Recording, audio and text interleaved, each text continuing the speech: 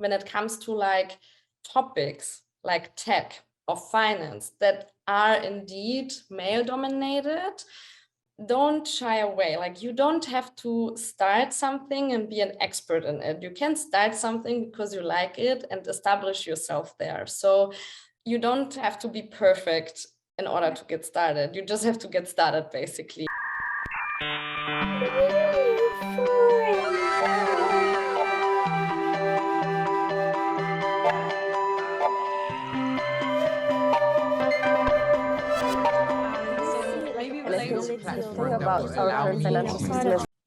Hello everyone, and welcome yet to another episode of NewForum. NewForum is powered by NewCoin Foundation and is focused on fostering decentralized social applications, also known as Social 3.0, by forming an ecosystem and a community of visionaries, creators, and investors to spark conversations on the topics of crypto and Web3 culture. We're honored to have Desiree Jessica Pely on this episode of NewForum. She's a financial economist, founder of Loi.io and MetaWealth. She's also a female empowerment advocate. We're super excited to have her with us to talk about the female finance, female leadership, and how crypto and Web 3.0 can help us accelerate this. Hey, Jessie, we're quite honored to have you on this episode of NewForum. Thank you for joining us. Yeah, thank you, Joyce and Salimi, for having me here today. And I'm very excited to talk to you about these very important topics. Awesome. So Jessie, as a co-founder of MetaWealth and Loi, we would love to hear your thoughts on some aspects of financial and behavioral economics when it comes to crypto investing. Maybe you can touch on the gender differences since you're a female representative at LMU. That would be really great to hear your thoughts. Yeah, sure. So I can talk a lot about this topic. And I think before we start, it would be really important to educate the audience why female finance is important, or why the female in finance is important. And obviously I do not want to separate between man and woman, but this is how the statistics are currently based on. So that's how we have to move onward here. But yeah, why is female finance important? So first we start, female or women live way longer than men, on average 4 more years. And usually the older you get, right, you have to kind of save for retirement. And given that we get older but do not work longer than our male counterparts, we really have to start budgeting and thinking of, okay, how can I save my money so that I have enough in the future? And there are 3 aspects that science tells us where women are really disadvantaged, which makes it even more difficult to kind of plan for retirement, even though we need more money. And this is, first of all, and this is not a surprise, right? We have less income. So there are studies that show that we have a gender pay gap of 20%, depending on what countries. I think currently in Germany it's 20%. We have higher risk aversion and more insecurity. So I think that's something very important that we have to be aware of. So that's also statistically validated that we shy away from risk. We want to have everything in control, and stuff that we don't understand, we do not want to touch. And also we get more joy from avoiding losses than the actual gains that we might get. So that's also something that is very important to emphasize, that we rather shy away from things than giving it a try. And this might hinder us to invest into the stock market, into this crypto market, and so on. And the third aspect is lower financial literacy and, let's say, tech engineering literacy. And with these 2 aspects in place, what happens is then less female go into Web 3.0 or go less into financing.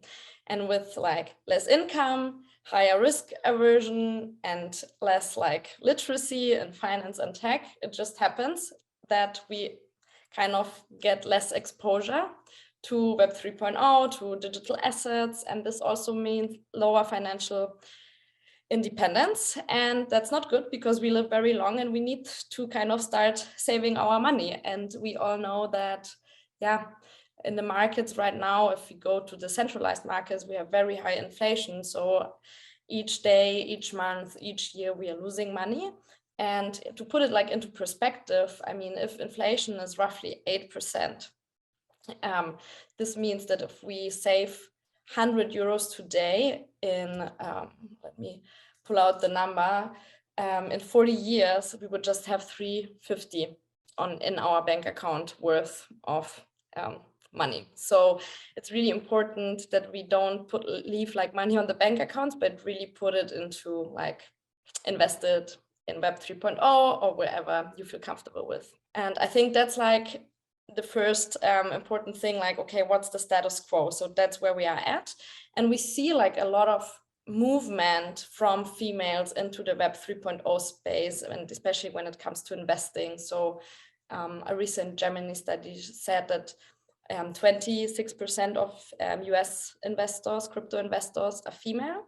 So it's obviously it's still men are the majority, but at the same time, 53% of US crypto couriers are female. So there is a lot of potential and they just need a kick. And I think like podcasts like this, communities that are specifically focusing on females can really help to feel comfortable to get into the space. And yeah, I can also talk a little bit more about like what is important when it comes to crypto investing, but I think like this is what science shows us. Yeah, I really love the points that you make about, you know, female empowerment and how we kind of, I don't know how it is for all the other girls there, but we kind of are born with like these insecurities, and then we might not charge as a freelancer or as an employee as much as the man would do. And it seems like the CEO and the male counterparts are always very confident in what they're doing, and they don't shy away from charging or thinking about like money and topics like that. So I think it's very, very important to educate women on this, and to also, like you said, have communities that are supportive of women doing these things. And I think as the Azalea community that we had a Twitter live with as well, they really do an amazing job of, you know, just finding people and women to support each other. And for me, that makes, if I see a woman that is confident in Web3, it makes me more confident. It makes me want to start something and just be like, yeah, we can do this. And it's just time for that, I think. Yes, exactly. And yeah, happy to touch upon like a few topics that you mentioned. So yeah, community is very important. And I feel like especially in the Web 3.0 space, women really help women. So I'm also collaborating, partnering with Azalea. I know that, yeah, you also work with them. And the set of women there is really phenomenal. And you know, women have an advantage over men. They ask a lot of questions and they ask for help, and they don't shy away from that. So I think we can use this as a weapon and really yeah, combine our knowledge. And I guess there are like so many shocking numbers out there, like yeah, gender pay gap, but also like there is one study, for example, where you have like a family, a household, where the woman comes from like the finance field, right? Knows like how to deal with money, where to invest. And the man doesn't know it because he did not work in finance or did not study something finance related. And it's still the man who takes care of the family's finances. And that's shocking because we all know like financial literacy, like knowing a lot about finance, is positively as correlated with more money and wealth. And then yeah, why would you delegate then someone these decisions as to someone the decisions where you know that performs worse? So I think it's really about a lot of confidence and also like stereotypes that we have to tackle here. And yeah, I think these communities are really empowering because we can like support each other, learn from each other. And I think, I don't know if it was in the Azalea community, but one community member, she mentioned like, oh yeah, I went into the crypto space because at the end it's so new, and our men counterparts, they don't know more because it's so new that we can like jump on that trend and we have the same amount of knowledge. And that's like in these decentralized systems, it's really true. Like we have the same, like it's accessible to everyone, so we are not disadvantaged, and if we want, we can really be at the same level. Whereas in like centralized systems, specifically in finance, women are disadvantaged to begin with. So if you want a loan, you are less likely to get a loan. In the Web 3.0 space, it doesn't matter if you're female or man, and I think that's the nice part about it. Yeah, well said. I really think that you touched on a really crucial point. And because most of these like centralized, I guess, companies or Web2 companies, it's been built or founded on that male concept, right? And so a lot of these companies have been there like years and years ago, right? And those in periods and periods ago, men were like in charge of everything, you know, they were protecting women in a sense, and they were calling the shots. And so it's I think it's somewhat of a psychological thing, and you know, this mental change or paradigm change is very difficult. But I think that, like you said, you know, Web3 is this new space for us all to explore, and for women to also have a say, for women to also be part of the narrative, and build this space together. And so that was really great. And speaking about Web3 and I guess everything we've spoken about, I'm curious to know, what do you think about the future of work, and how did Web3 change it through the pandemic? I think that it was Web3, I'd say, got its wings to fly right after the pandemic or during the pandemic. So how would you say it changed the future of work as we've known it? Yeah, it makes it also a little bit more equal, I would say, because Web 3.0, you know, it's the creators community, and now every creator can get like the benefits of it. So even like at the workplace, you can tokenize a lot of things, as simple as like creating blog articles for a company, right? Right now, who earns the money for that? If it goes well, the company. And who decides who gets promoted? Well, the company. So you can have like a potential mismatch there, right? If someone does not view who wrote the article and then does not promote that person, then obviously that's not good. The incentives are wrong. Now we can really focus on the right incentives, because now we know who's the creator. The creator can get like benefited for it. And we can also provide like systems where it's more balanced, where it's more decentral, where it's more less about hierarchies and promotions. And that's where Web 3.0 can really benefit us, and not just creators in the traditional way when it comes to art, but also freelance work, also remote work, right? How do you want to view yourself as an organization? How do you want to participate in Web 3.0? I think a lot of stuff will be coming in that space, but it still needs time, because I mean, to give you an example, so with my other company, Loyer, which is the abbreviation of employee, so we cut the emp off, we focus on like making sustainable workplaces, especially in remote work. And in Germany, we have amazing clients, corporates, like more traditional companies. And there it's really like, hey, digitalizing those companies, like Web 2.0, like they're still there and try to become digital. And then at the same time with MetaWealth, my second company, I'm already navigating in the Web 3.0 space. So it's really like, you have like it's a long way to go. But I mean, that's also exciting and creates a lot of opportunities for all the female and non-female founders out there. Yeah, I imagine it can be quite a challenge to convince these companies, or like tell these companies how to move into the Web3 space. I always think about that, you know, the traditional Web2 companies, or, you know, the traditional hierarchy of a company, that they are open for the digital age and like the way we kind of work, you know, and that mindset is it's really interesting. And I love what you said about empowering the creators and, you know, the freelancers who can now join things like a DAO, or join companies that are more aligned with their incentives, and where they can get value and like share their skills and also get compensated for it, or have models, like you said, like with tokens or things like that, where they can just benefit of putting their skills and their work out there. I love that about the new age of work, I would say. And yeah, it sounds super exciting. So what is kind of like the challenge with Loyer? Like, what do you see as like a common challenge with people who are trying to work in Web3?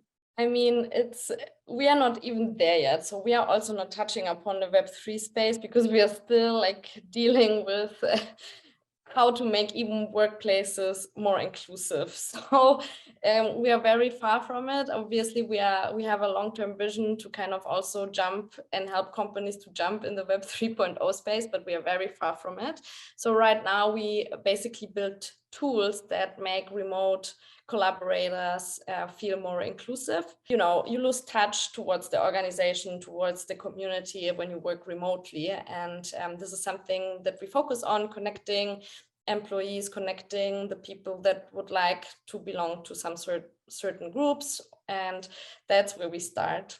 So coming from Germany and targeting German companies, I would say like it will take a lot. So we do see though a few corporations that are accessing now the Web 3.0 space.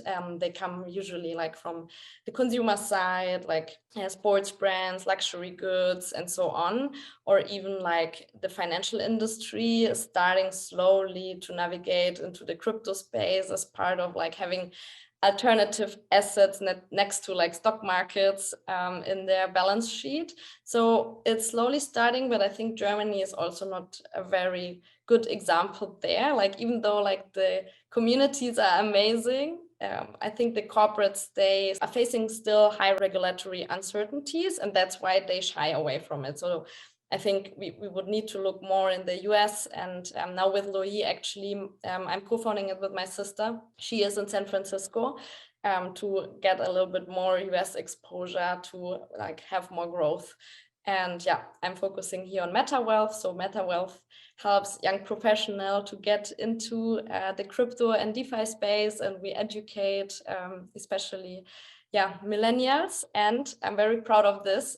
More than 65% of our community is female or non-binary. So it shows you like if you have like a female leading or navigating in that space, it also attracts other women, and that's amazing. You're really like, that's amazing, and you're really setting an example. And I think I love what you're doing, and it's such an inspiring story. It makes me feel even more empowered, you know. And I think definitely that is like, if we create this intention of, you know, getting it out there for women, I think then that will make a huge change. And the thing you said about Germany is very funny, because I realized this when I see a trend. It's always happening somewhere in the States, and then 2 years later we catch it up, and then it's like, oh, this is so new, but it's been around actually, you know. So we take a bit longer with processing things.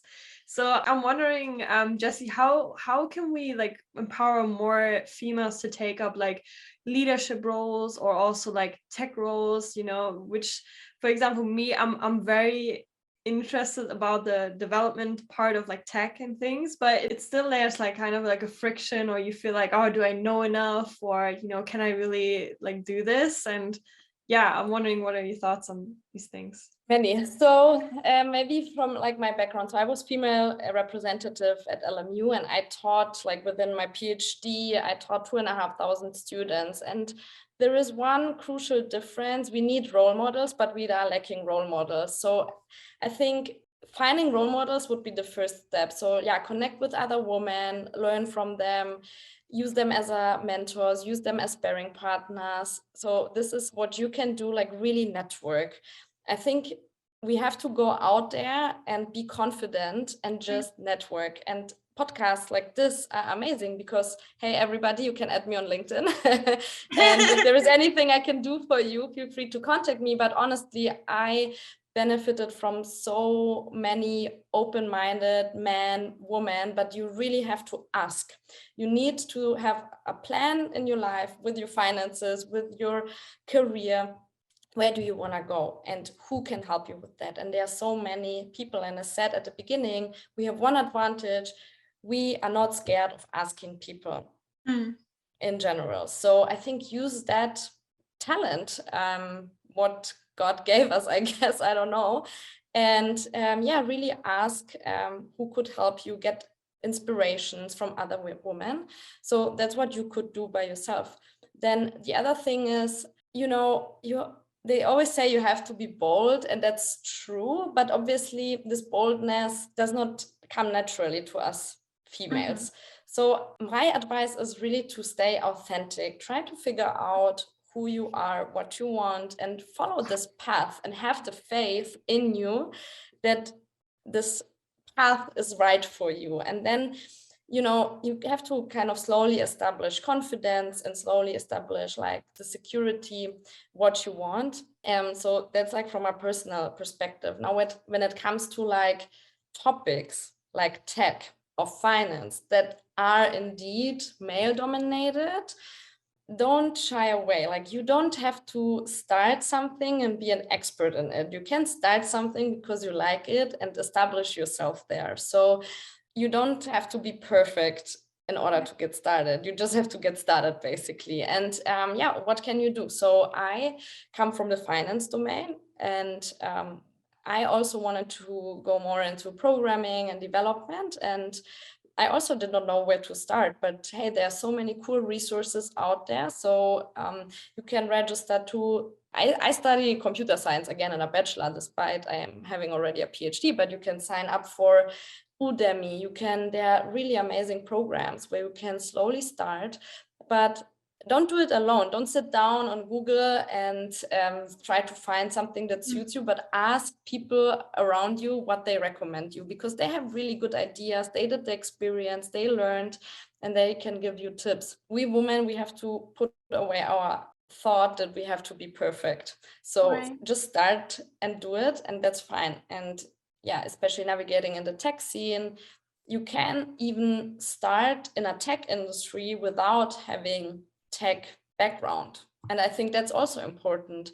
So if you know you would like to have more exposure to tech, or you would like to learn more about Web 3.0, you don't have to start as a perfect engineer developing smart contracts, but you could start as like in marketing and growth. You could start and talk about these topics, learn about these topics, and then slowly develop in that area. There are really different paths to success. And I think the key importance is that you stay creative and you become better every day, and have the faith that you can do it. Definitely, like having the faith, believing in us, believing in ourselves, and having the confidence is really, really important, because I have a lot of obviously female friends, women, and there's this insecurity thing that I cannot, it's just there, you know, the fear, the insecurity, and we know where it comes from, right? But changing it is very difficult. And I think, like you said, surrounding yourself, like having a purpose, knowing what you want, you know, planning, having your goal, and then sort of finding the right people to have conversations with, to direct you, to recommend things to you. And I think if as women, when we support each other, women supporting women is so powerful, because we understand. I mean, of course, men supporting men is also powerful, right? Because we get each other, right? And some of these things are like innate stuff that we just can't help. It's just who we are. So when we talk amongst each other, we can empathize easier, right? And then help each other to be stronger and to do things that we set ourselves to achieve.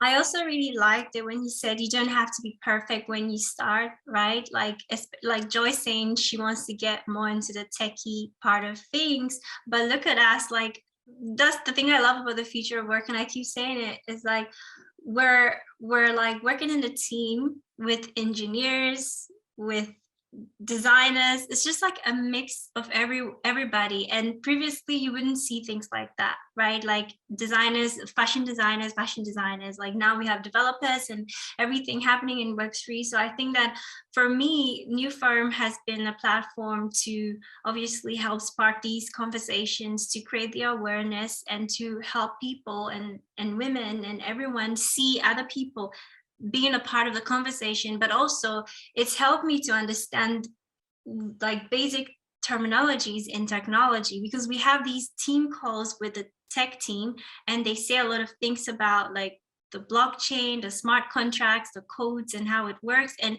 you know, slowly I'm picking up things, right?